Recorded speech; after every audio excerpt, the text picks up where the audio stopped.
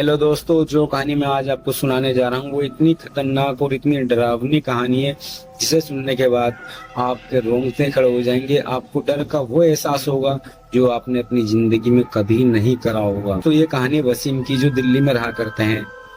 उनका जो गांव है वो है उत्तर प्रदेश के जलीलपुर में। अब तो खैर वसीम की शादी हो चुकी है, लेकिन ये जो कहानी है ना, इस शादी से पहले की, जब वो बहुत छोटे थे, आई थिंक 14 या 15 साल के थे। तो एक बार वो अपने गांव जाते हैं जलीलपुर, गर्मियों के टाइम की बात है। तो दोस्तों वो सुबह के करीब करीब 8 बजे निकल जाते हैं यहाँ से अपने पापा के साथ, और 12 बजे तक वहां पर पहुंच जाते हैं।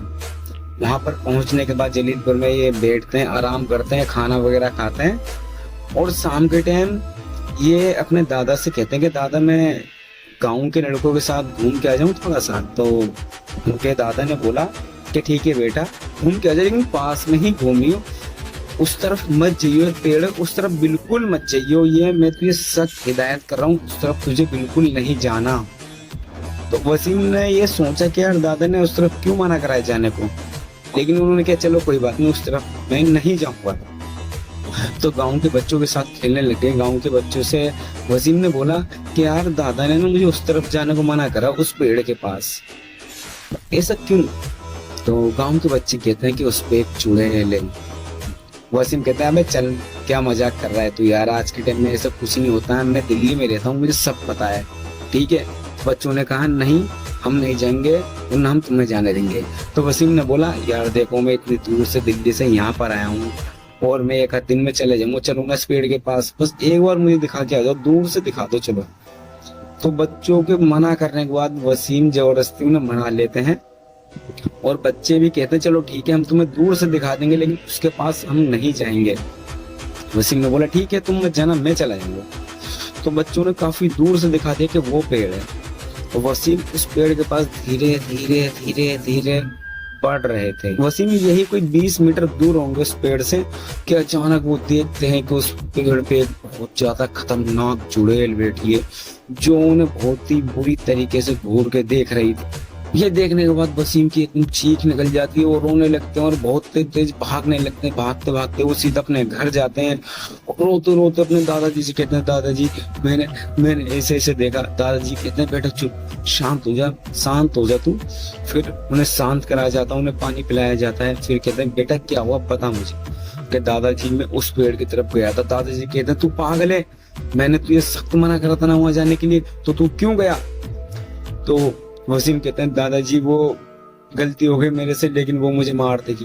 दादाजी कहते हैं बेटा वो तुझे नहीं मारेगी, वो इस गांव के किसी इंसान को नहीं मारती, ना ही किसी को परेशान करती, ठीक है, तू डर मत। वसीम कहते हैं लेकिन दादाजी वो है कौन? दादाजी कहते हैं कि बेटा जिस पेड़ पर तूने उसे देखा था ना, उसके सामने एक घर था। वसीम कहता है हाँ उसके सामने एक घर था, लेकिन वो तो बहुत बेकार सा पुराना सा घर हो रहा है। दादाजी कहते हैं कि बेटा पहले उस घर के अंदर एक फैमिली रहा करती थी, और ये जो चुड़ैल है ये चुड़ैल नहीं थी, पहले ये एक लड़की थी जिसकी शादी उसी घर में हुई थी। तो वसीम कहते हैं शादी हो गई तो ये चुड़ैल कैसे बन गई? तो दादाजी कहते हैं कि बेटा जिस घर में इसकी शादी हुई थी, उसके फैमिली वाले, ससुराल वाले बहुत ज्यादा लालची थे, जिन्होंने इस बेचारी को दहेज के चक्कर में मार दिया था।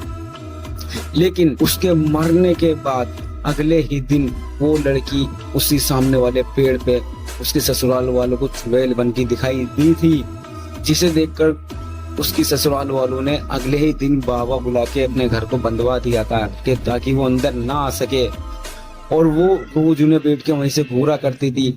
उसके ससुराल वालों ने सबने उसको देखा था उसी पेड़ पे, और गांव के कुछ लोगों ने भी उस पेड़ पे उसे बैठा हुआ देखा था। एक शाम उसी चुड़ैल का हस्बैंड काम करके साइकिल से अपने घर आ रहा था।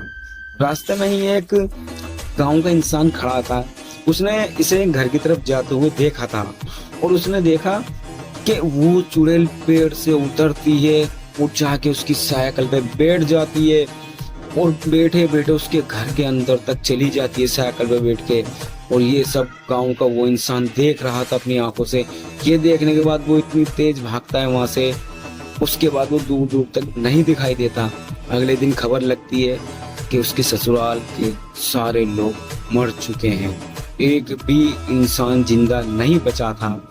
तो वो गांव का इंसान जिसने उस चुड़ैल को देखा था साइकिल पे जाते हुए, वो आता है, वो बताता है कि मैंने कल ऐसे ऐसे देखा था। तब जाके सबको पता लगता है कि उसी चुड़ैल ने इन सबको मार दिया है, और वो आज भी उसी पेड़ पे जाके बैठती है, और आज भी वो उसी पेड़ पे बैठी रहती है, लेकिन वो कभी किसी को परेशान नहीं करती। दोस्तों यार, जब हम किसी का बुरा करेंगे तो हमारा भी बुरा ही होगा। किसी की बहन बेटी को हम घर पे लाके दहेज के चक्कर में मार दें, ये वैसे भी गलत है, और गलत की तो सजा मिलनी ही है। अगर आपको मेरी रियल स्टोरी पसंद आई हो तो प्लीज मेरे चैनल को सब्सक्राइब करना, कमेंट करना और लाइक जरूर कर देना यार।